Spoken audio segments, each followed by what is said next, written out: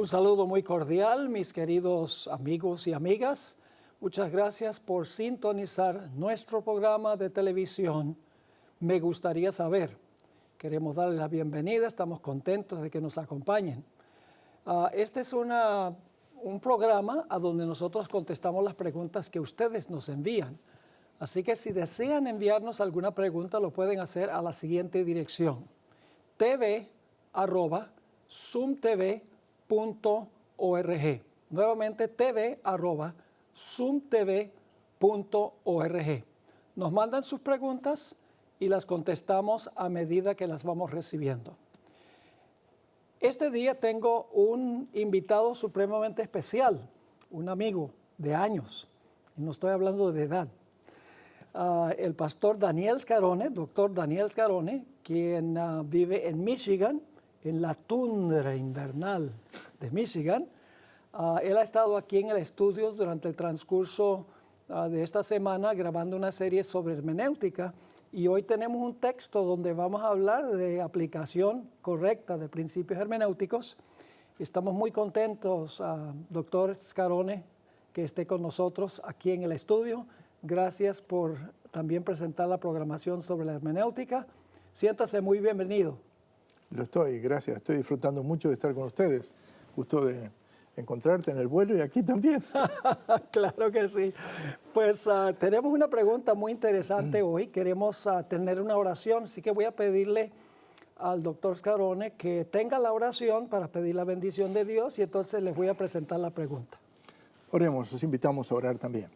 Padre en los cielos, venimos delante de tu presencia porque vamos a abrir la Escritura, vamos a leer de ella y queremos venir a ti con humildad en nuestros corazones para pedir tu bendición en este momento, en el estudio de la palabra, en la explicación de la palabra, de tal manera que la bendición que nosotros recibimos pueda ser compartida por aquellos que generaron la pregunta y puedan entender el significado que ésta tiene. En el nombre de Jesús. Amén. Amén. Básicamente esta pregunta es con relación a lo que sucede cuando una persona muere. Como los que sintonizan nuestro programa saben, nosotros los adventistas creemos que cuando una persona muere, la persona queda completamente muerta hasta el momento en que Cristo venga a resucitarla. Pero nos surgió una pregunta de alguien en cuanto a un texto que parece indicar lo contrario, parece indicar que hay un alma que sobrevive al cuerpo después de la muerte. Ese texto lo encontramos en el libro de Génesis, el capítulo 35 y el versículo 18. Se trata del nacimiento de Benjamín. La madre era Raquel. Y cuando Raquel dio a luz a Benjamín, ella murió.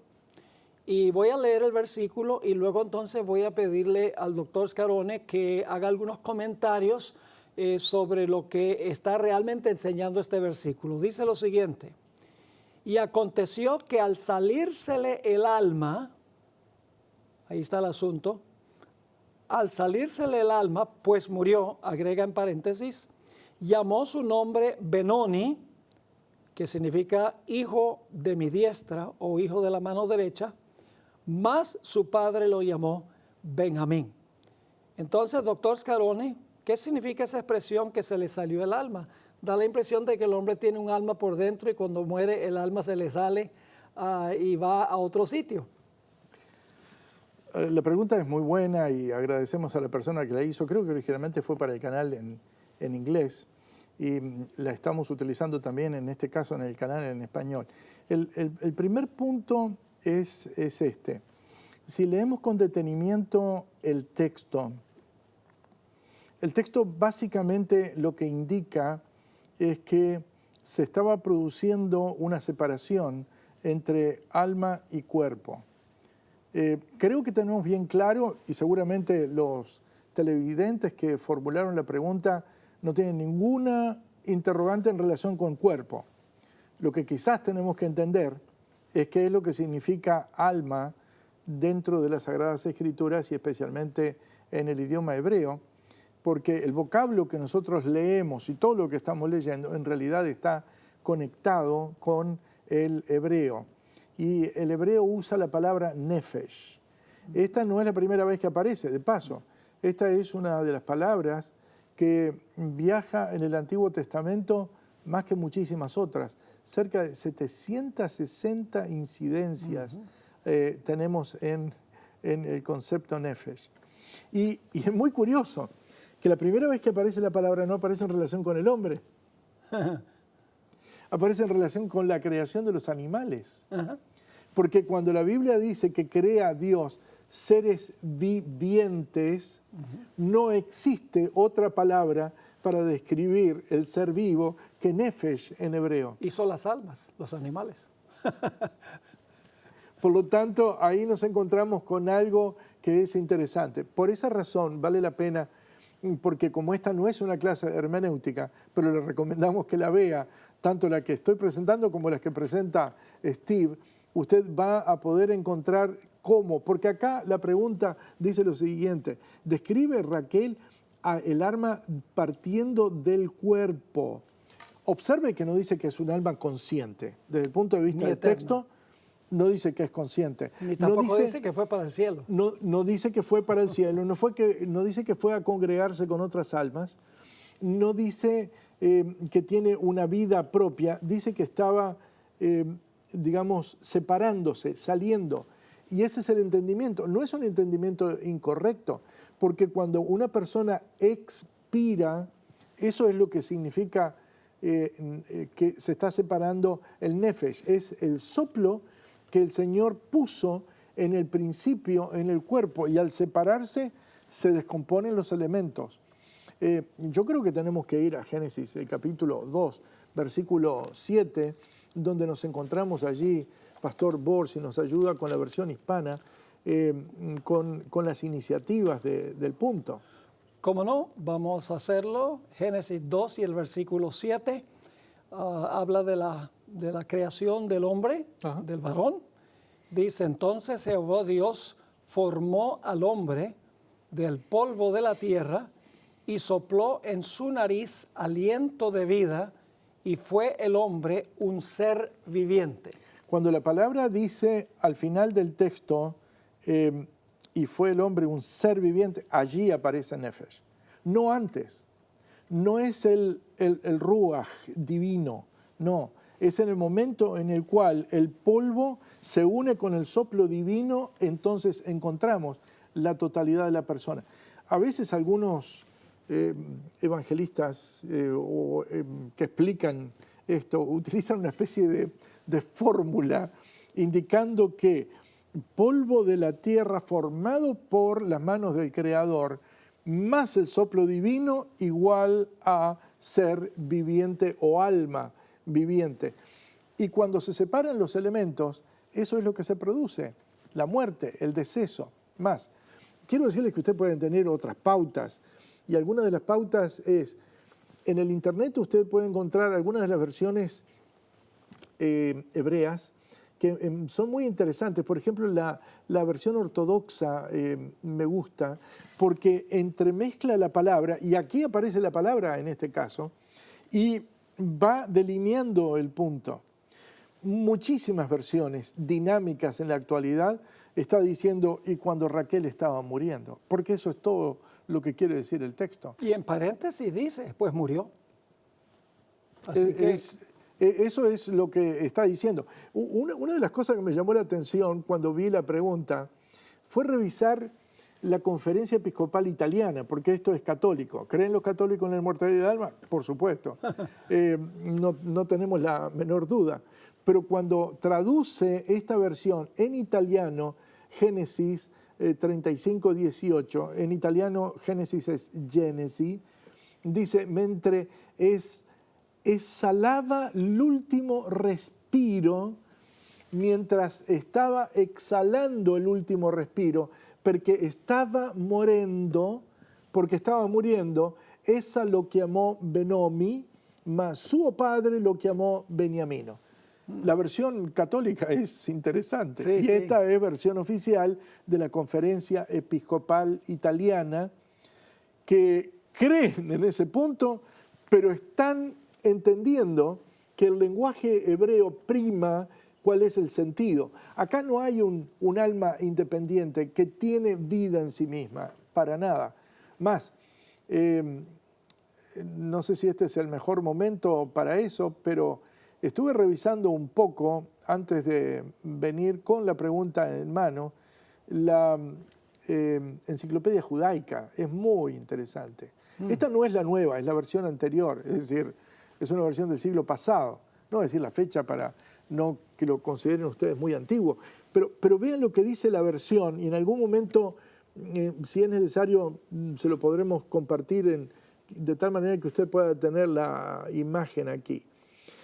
La creencia de que el alma continúa existiendo después de la disolución del cuerpo es una cuestión de especulación filosófica o teológica en lugar de simple fe, y en consecuencia no se enseña expresamente en ninguna parte de las Sagradas Escrituras.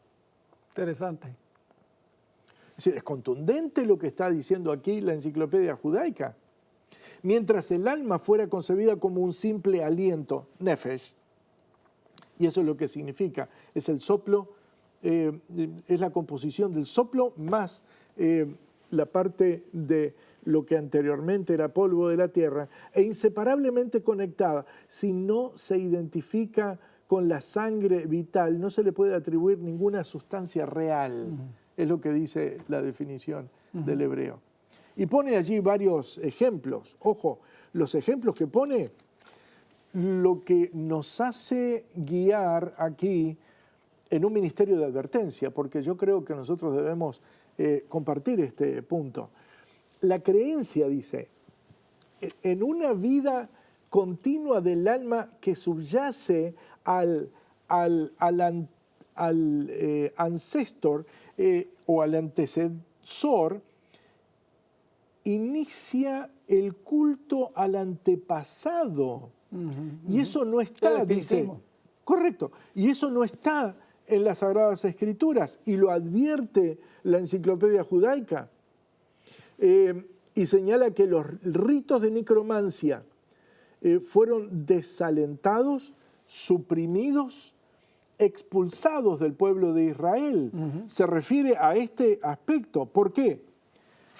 Porque acá lo que estaban intentando proteger los profetas, especialmente el caso de Samuel con esa condición en la cual él fue a la pitonisa de Endor, etcétera, etcétera, es el hecho de que aquellos que creen que el alma continúa viviendo o tiene vida independiente, ese es el primer punto. El alma, del punto de vista hebreo, no tiene vida independiente. Punto. Y la enciclopedia lo plantea, no hay.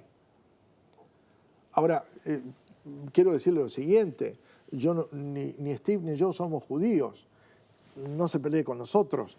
En todo caso, la enciclopedia judaica es la que lo está diciendo, y definitivamente la afirmación es muy clara, porque dice que esto abre lugar al encuentro y consulta con supuestamente los muertos, porque el punto es este: si el alma, como la Biblia lo plantea desde el principio, no tiene existencia independiente, no tiene conciencia independiente, ¿quiénes son los que se presentan en las sesiones espiritistas?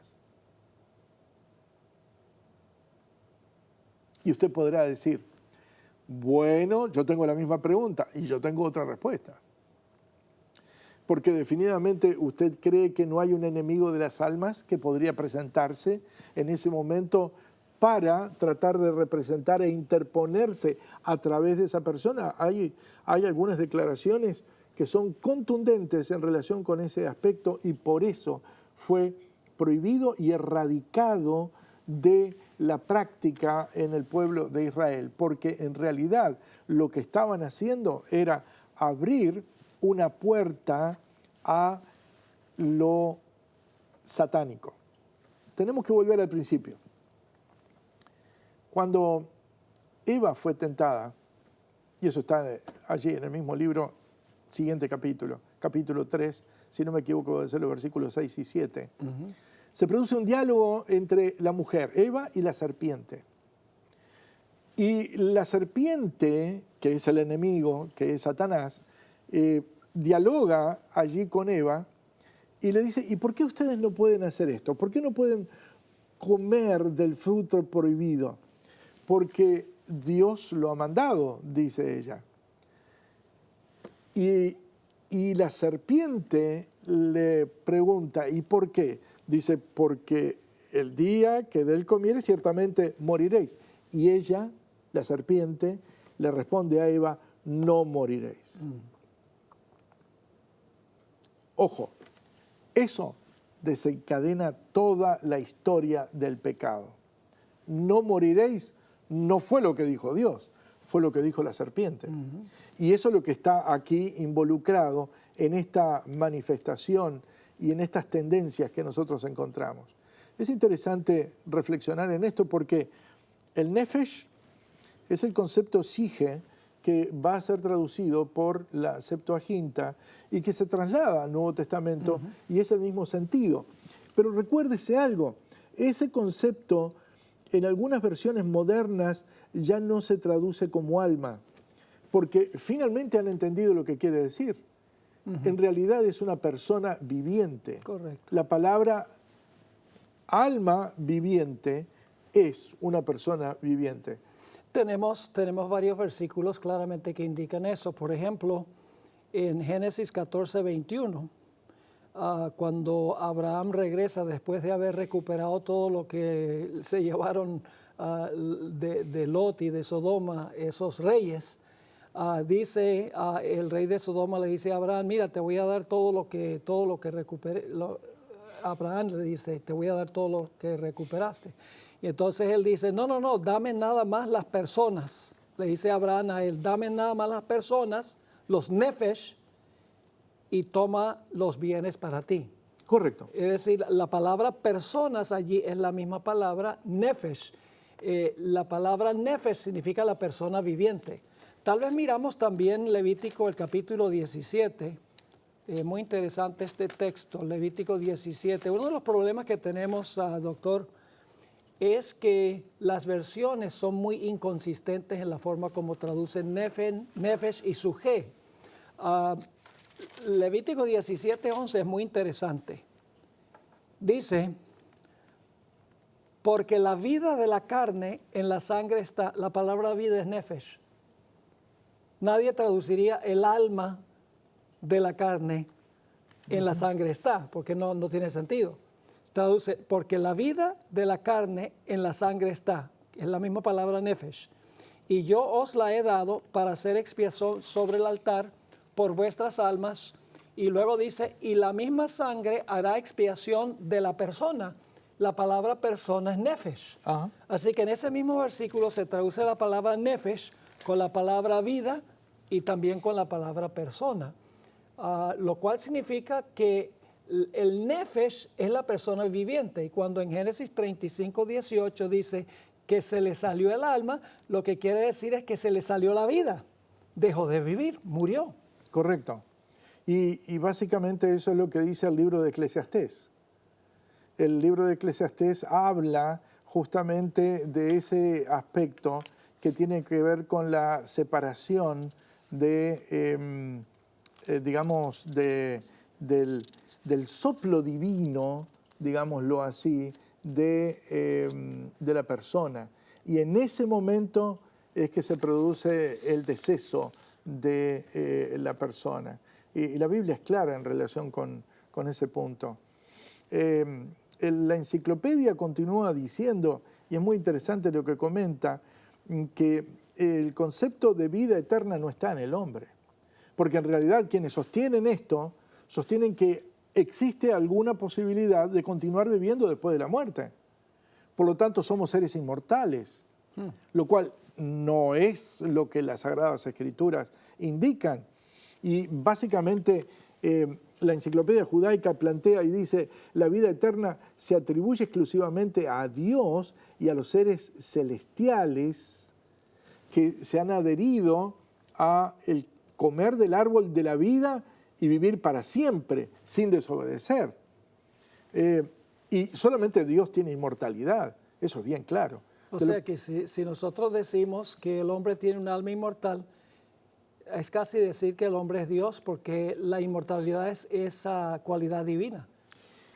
sería una, en español, ¿no? No sé cómo sería en inglés, pero sería una especie de sempiternidad. Sempiternidad es la palabra que se utiliza para decir tiene un inicio, pero no tiene un fin. Y en este caso estaría en esa condición.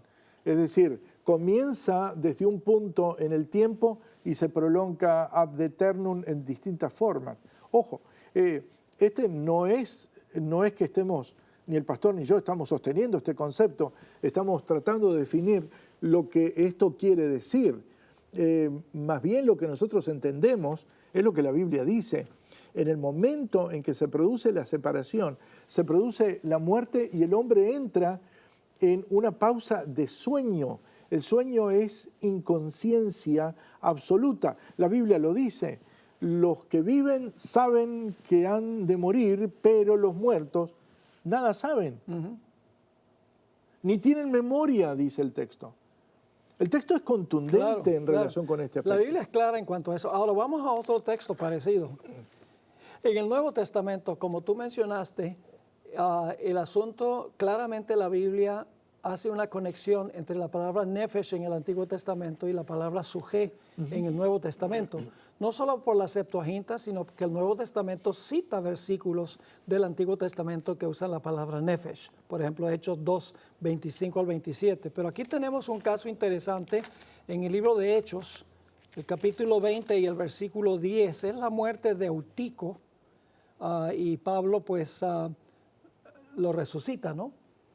Dice en el capítulo 20, 10, algo muy interesante, la forma como se traduce. Estoy leyendo de la versión del 60.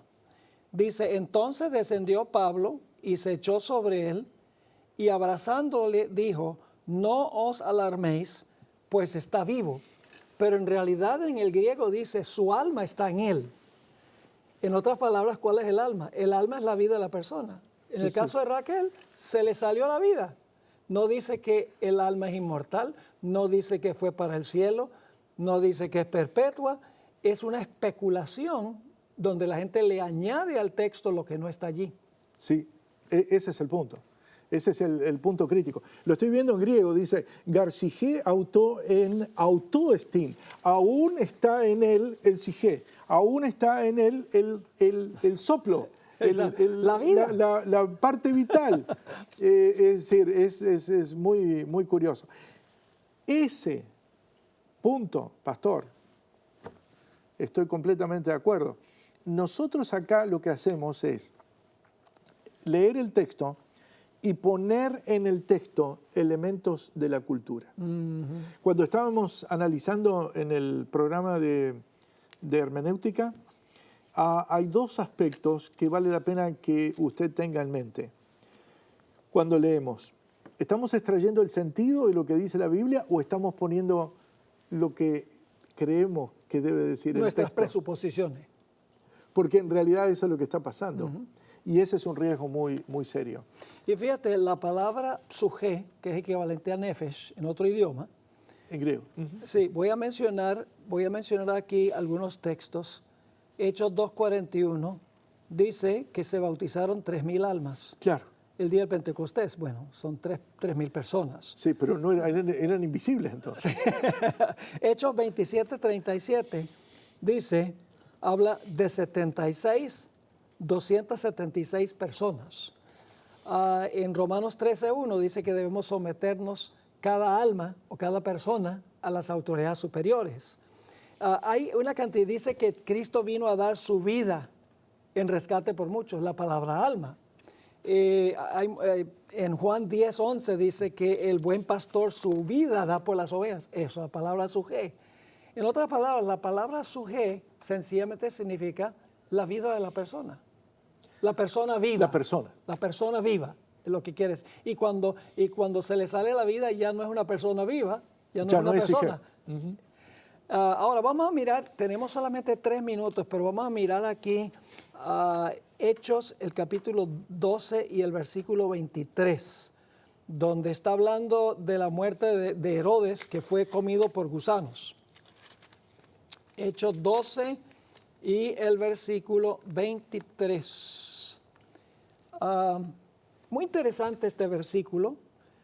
Está hablando de la muerte de Herodes, dice que fue comido por gusanos, etcétera. Pero voy a leer ese texto.